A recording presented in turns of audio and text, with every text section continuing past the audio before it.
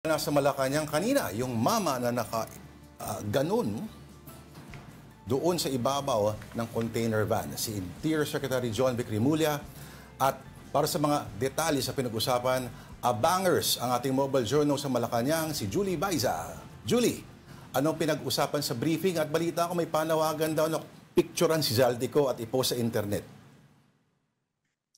Lord Denise, sumarap nga sa Malacanang ngayong hapon lang si DILG Secretary John Vic Remulla sa gitna ng mga pagbatikos kahapon na mga maliliit na personalidad lang yung nahuhuli o nakakasuhan pagdating sa usapin nga ng korupsyon sa flood control project. Sinabi ni Remulla na papunta na raw sa mga pating at balyena ang gobyerno. Paliwanag niya, bigyan lang daw sana ng sapat na panahon yung Office of the Ombudsman para matiyak na malakas yung kaso laban sa mga sangkot. Panawagan din nila sa kasabay nito, inihayag din ni Remulla kanina na nasa Portugal or suspected na nasa Portugal si dating Ako Bicol Party List Representative Zaldico. Sabi ni Remulla, yun daw yung huling impormasyon na natanggap nila. Panawagan din nila sa publiko, kuhanan daw ng picture kung makikita si Ko sa ibang bansa para mas madaling matrace o matrack yung kanyang kinaroroonan.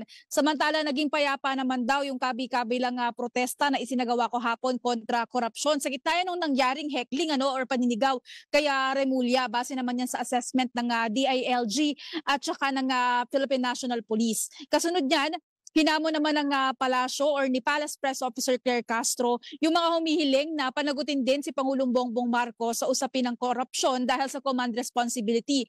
Ayon kay Castro, magbigay daw ng patunay yung mga humihiling ng command responsibility kung paano nila maililink si PBBM doon sa issue. Giit niya, Pangulo raw yung nagpasimula at hindi raw mabubuksan ng isipan ng taong bayan kung hindi kumilos si PBBM para mapaimbestigahan yan.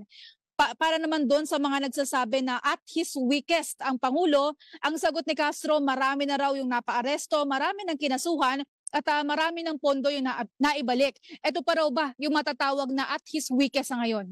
Lord Denise. Mahalin mo raw natin yung bayan natin, sabi ni Auntie Claire. Huwag natin ilagay sa isip natin na mahirap daw mahalin ang Pilipinas. Nasaan daw yung Pangulo kahapon nung nangyayari lahat? May nagtanong ba kanina? Actually, kahapon sinagot naman na rin ng palasyo na monitoring or closely monitoring si PBBM dito sa, we're assuming na dito sa palasyo, kagaya nung mga nagkaroon ng monitoring lamang dito, and kahapon ng actively sumasagot si PCO Secretary Dave Gomez at saka si Undersecretary Claire Castro. Ngayong umaga naman, kanina nagkaroon din ng event ng Pangulo dyan naman sa Villamor Air Base, yung graduation ng mga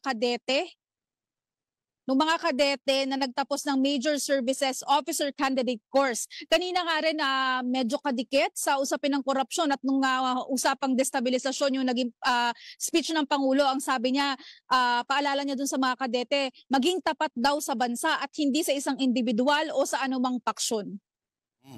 At kahapon din umattend pala sa rights ng 161st birth anniversary ni Bonifacio. Diba? Kahapon ang Pangulo. Sa dinner din, oo. Kahapon pa nga rin na paulit-ulit na napag-uusapan at naipatitiyak na may mananagot dito sa usapin ng korupsyon. Sa gitna kaya ng mga assessment na parang yung publiko kahapon mas toned down, kumbaga kung ikukumpara daw noong September 21, marami nagsasabi na parang baka napagod na sa panawagan, kaya yung palasyo tinitiyak nila yung assurance na may kahahantungan or may pupuntahan naman itong mga ikinakasang investigasyon.